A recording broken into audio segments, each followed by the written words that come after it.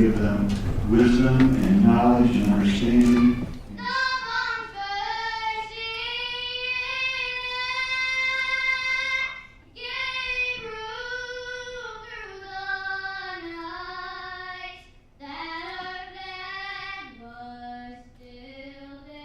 Raise your right hand and repeat after me.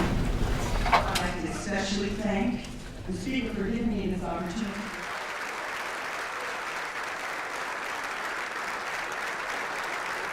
The sacrifices you have made and the love that you have invested in me and in our kids goes beyond my capacity to express it in words. And I'm again privileged to serve with a Republican governor who leads this state as a principled conservative, who believes in transformational reform, and who believes that standing up for what is right matters more than being popular.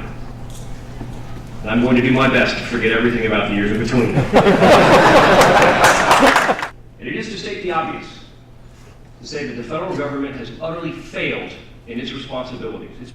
They're like a fiscal heroin addict, debt junkies, and the Chinese government is their main supplier.